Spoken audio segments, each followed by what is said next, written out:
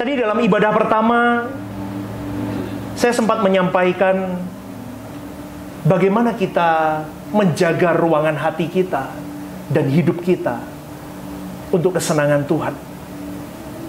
Karena jujur saudaraku, di dalam waktu yang panjang, kita semua memiliki usia yang berbeda.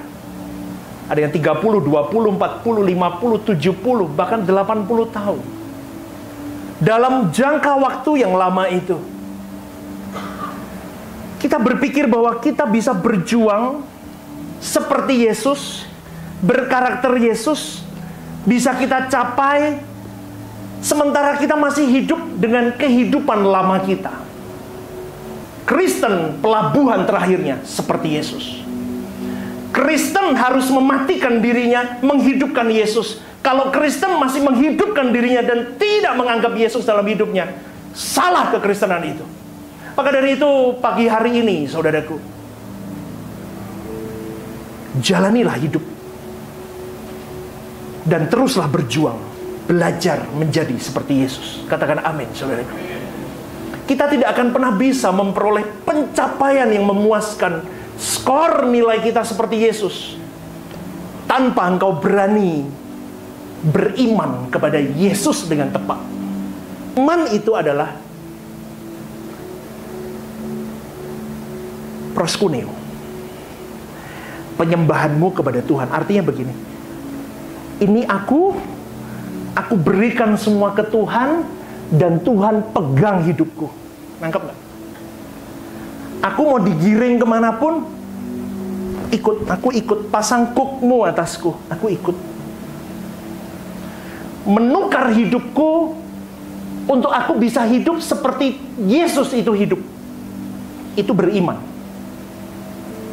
Berarti Yesus itu beriman kepada Bapanya, kita beriman kepada Tuhan Yesus. Artinya begini, Yesus beriman kepada Bapanya, dia menukar hidupnya untuk kepentingan Bapanya, bukan kepentingannya. Amin, saudaraku. Maka hari ini kalau engkau berkata, imanku di dalam Yesus Kristus, artinya imanku berarti hidupku kutukar. Impianku, cita-citaku, targetku, hobiku, semua end up kepentingan Tuhan hadir dalam hidupku. Terus caranya gimana, saudaraku? Dengan berbagai kegiatan hidupmu hari-hari. Seperti tadi saya katakan di ibadah pertama, hari ini ada harta di tanganmu, ada kuasa di tanganmu, ada pangkat di tanganmu. Kau punya suami, kau punya istri, kau punya anak, kau punya cucu, kau punya menantu, kau punya apapun, sahabat atau apapun. Itu semua dalam hari-hari hidupmu, pekerjaanmu, pelayananmu, semuanya. Itu semua menjadi sarana. Katakan sarana, 1, 2, 3. Sarana untuk engkau dan saya berjuang dalam hari-hari hidup, mengimani Kristus. Artinya apa? Ketika ada sesuatu failure terjadi, ketika engkau berteman, ternyata toksik pertemanan. Ketika engkau bekerja, ternyata bermasalah pekerjaanmu. Ketika engkau pelayanan, bermasalah. Ini dan itu bermasalah. Kau tetap beriman kepada Yesus. Artinya apa? Aku tetap melihat bagaimana Yesus hidup. Aku minta Roh Kudus memberi aku hikmat, supaya aku bisa menjalani hari-hari hidupku. Sampai di satu titik nanti, aku harus meninggalkan dunia ini. Aku tetap fokus ke Tuhan. Amin. Berikan tepuk tanganmu untuk Tuhan. Lah, itu yang harus dilakukan dalam kegiatan hari kita lakukan. Tonggaknya adalah fokus ke Tuhan, dan setiap pagi kibarkan panjimu. Aku mau seperti Yesus. Banyak orang yang tidak sampai di titik ini. Dan memang saudaraku, kegiatan hidup kita ini merupakan sarana untuk kita bertumbuh, diproses, dikurung di dalam apa yang Tuhan mau. Dan sampai di satu titik, kalau engkau masuk di dalam kurungan Tuhan itu, mau balas nggak boleh balas, ampuni, kata Tuhan. Yesus itu contoh semuanya. Mau balas nggak boleh balas, mau ini dan itu nggak boleh, kesenanganmu hanya Tuhan. Mau ini dan itu enggak kesenanganmu Tuhan. Mau ini dan itu no. All belongs to God. Maka hari-hari hidupmu kau berpacu di situ. Kau angkat panji Tuhan. Ketika ketemu dengan banyak hal problematika hidup dalam hari-hari hidup. Punya pegawai sulit, punya mertua sulit, punya orang tua sulit, punya teman toksik, punya banyak hal. Maka ketika engkau beriman kepada Tuhan dan kau percaya bahwa aku mau seperti Yesus, maka Tuhan akan taruh hikmat dalam dirimu. Di mana kau harus lepaskan, di mana kau harus mundur, di mana kau harus maju, bagaimana kau harus bertindak. Kalau kau andalkan Tuhan, saudaraku, maka semuanya akan baik-baik saja. Jadi itu semua, saudaraku, kalau kita berjuang di dalamnya, kita akan menggenapi firman yang berkata, baik kau makan dan minum dan melakukan sesuatu yang lain, lakukan semua untuk kemuliaan Allah. Barulah pencapaian untuk kita bisa serupa dengan Yesus itu terwujud dalam hidup kita. Amin, saudaraku. Kok lemes ya? Seperti Yesus memang lemes, saudaraku. Amin. Berikan tepuk tangan. Kita restart hidup kita reroute ulang. Rute hidup kita dirubah. Dulu kita hidup untuk aku, untuk diriku. Sekarang dirubah. Seperti Yesus kan? Imannya seperti Yesus. Hidup untuk Dia. Lah, kalau hidup untuk Dia, saudaraku, maka mulai kita memagari ucapan, pikiran, tindakan, hati, kelakuan, bahkan yang mau timbul dari ini pun kita mulai jagai semua. Ketika kita mulai semuanya tepat, saudaraku, setan tidak diam. Itu masalah malah semakin banyak. Diajar terus sampai engkau bisa, kalau bisa setan maunya kau dan saya fail. Maka tadi ramuan selanjutnya yang dibutuhkan seorang Kristiani adalah doa. Katakan amin. Doa, firman Tuhan, dan membuka hatimu untuk Roh Kudus.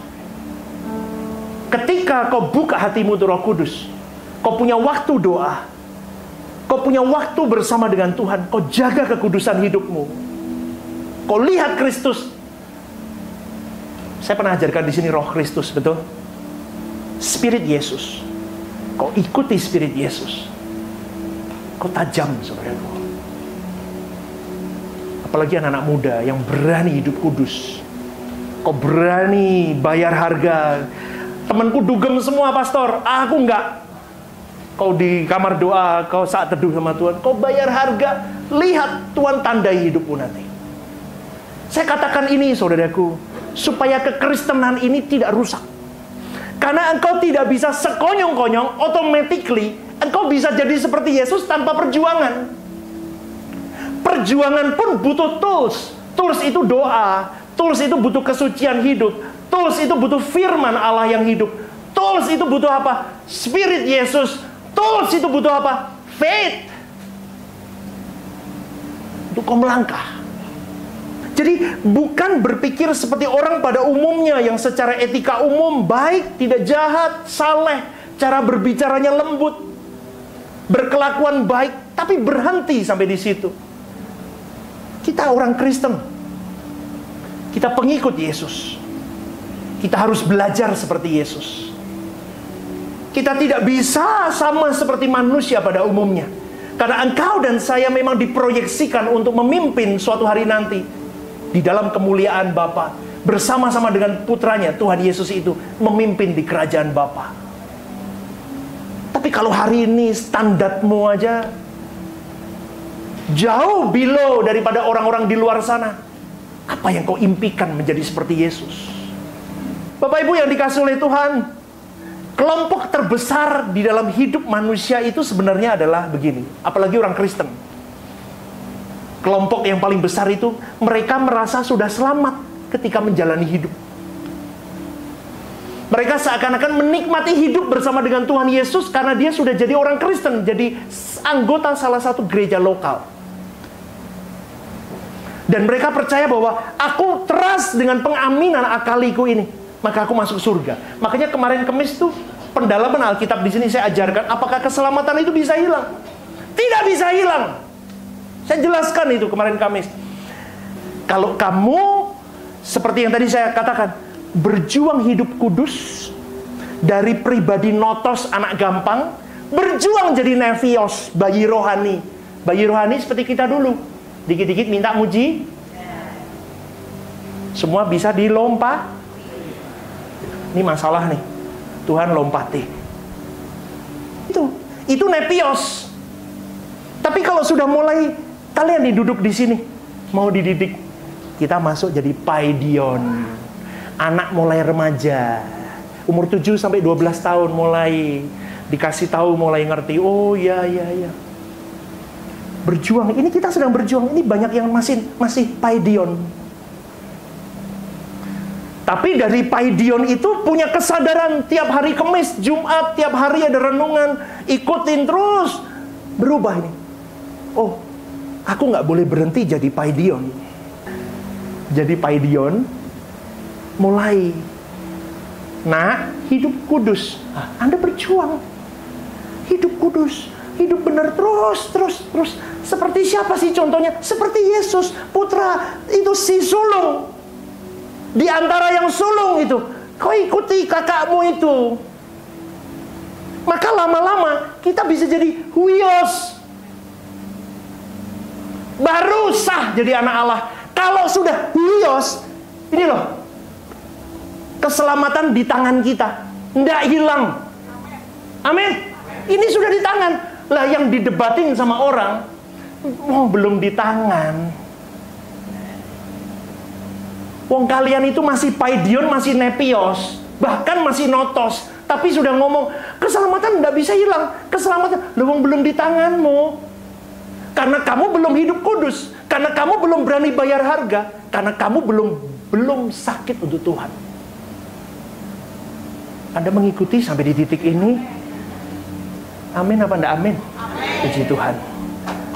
Berikan tepuk tangan. Jadi, saudaraku, banyak orang Kristen yang akhirnya tidak bisa memiliki keselamatan secara utuh.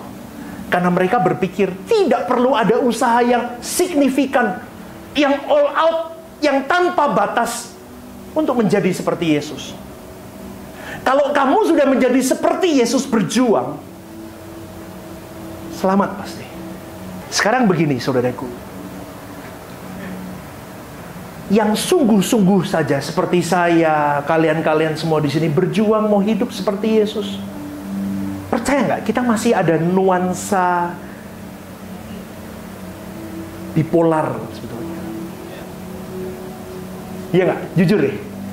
Seringkali kita masih ada nuansa bipolar. Kita masih ada sesuatu yang kita tutupi. Nuansa apa ya? Dualistis ya, atau bipolar, pribadi ganda. Itu yang seringkali, saudaraku, saya katakan, orang cari Tuhan all out aja masih begitu loh. Apalagi yang tidak, saudaraku. Maka saya cuma mau mengingatkan kepada kita, pencapaian itu sulit. Pencapaian itu sulit. Dan kalau Anda dan saya hari ini tidak sungguh-sungguh mau mematikan dualistis dalam diri kita, itu akan memperhambat percepatan kita untuk menjadi sempurna seperti Yesus. Betul, saudaraku. Karena seringkali kita masih memberi ruang kepada kodrat dosa kita untuk tumbuh. Kita biarkan dia tumbuh. Kita kadang biarkan dia berkembang. Apalagi kalau masih ada doktrin-doktrin atau ajaran yang tidak tepat masuk di dalam telinga mereka. Semakin memperkuat itu benih itu kodrat dosa untuk bertumbuh. Kristen itu satu musuhnya. Mamon, pilihanmu mamon apa Tuhan? Mamon apa Tuhan? Itu aja kok, nggak ada lain. Coba ya, Anda runut semuanya. Kenapa orang kecewa ke gereja? Kenapa orang malas ke gereja? Kenapa orang meninggalkan Tuhan? Kenapa orang tidak mau lagi berdoa? Kenapa ini dan itu? Failure di dalam bertuhan mereka. Karena selama ini yang mereka tahu, ajaran yang mereka miliki, kembalinya tentang uang dan untuk dirinya. Dan ketika itu semua feedbacknya wrong, kecewa dia. Tapi kalau semua untuk Tuhan,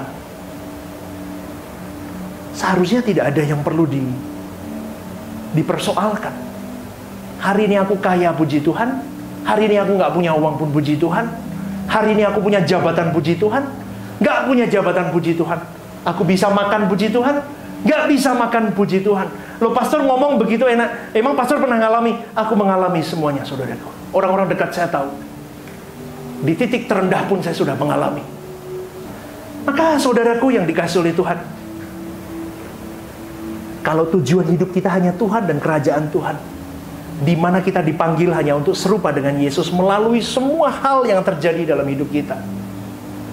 Maka Roma 8:28, kita tahu sekarang bahwa Allah turut bekerja dalam segala sesuatu untuk mendatangkan kebaikan bagi mereka yang mengasihi Dia, yaitu bagi mereka yang terpanggil sesuai dengan rencana Allah itu akan tergenapi dalam hidupmu dan hidupku.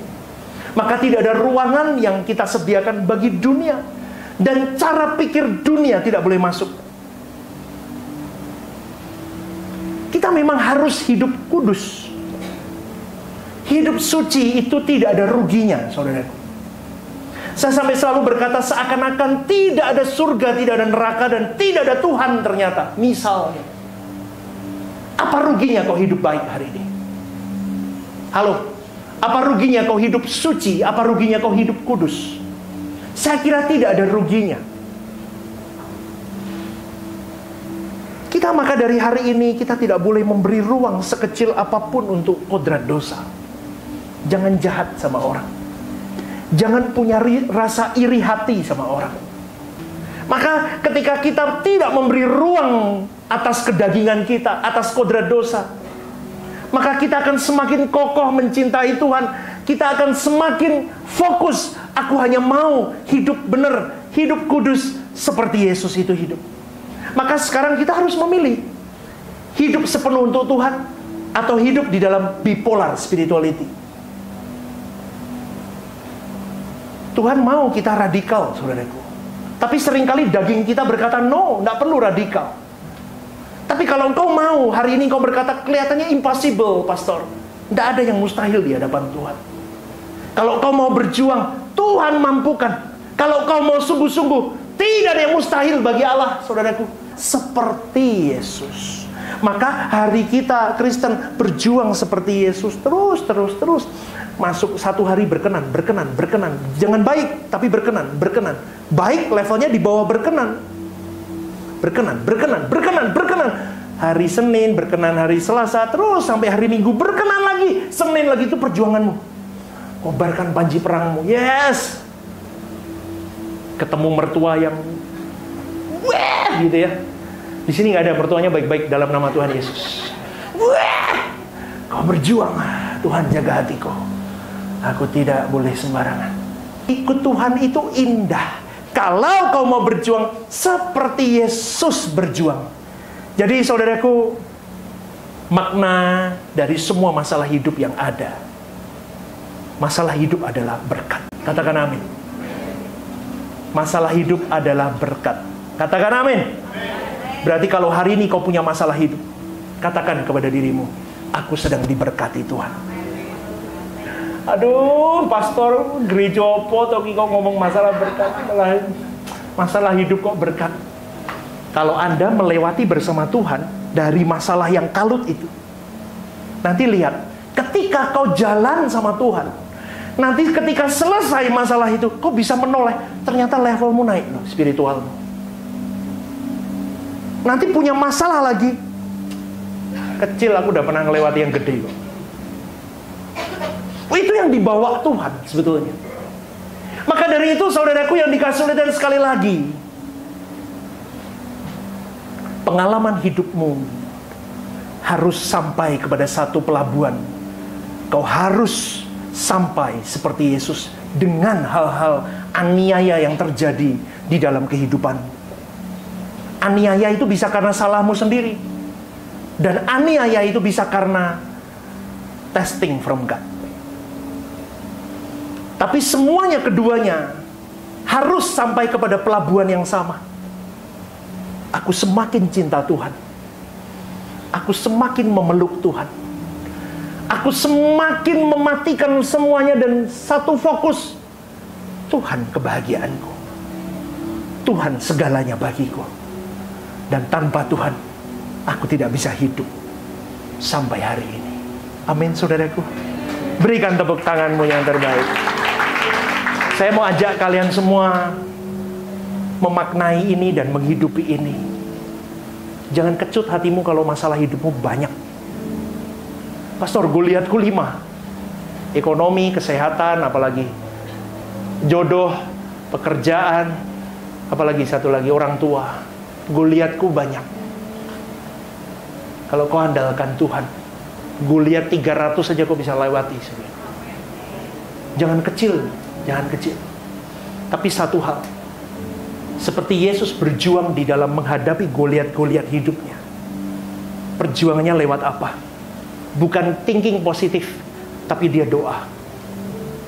Kristen hari ini mengajarkan the way of thinking untuk positive thinking. Untuk menarik energi positif dalam hidupnya. Jadi kebanyakan sekarang kan diajarin itu nggak?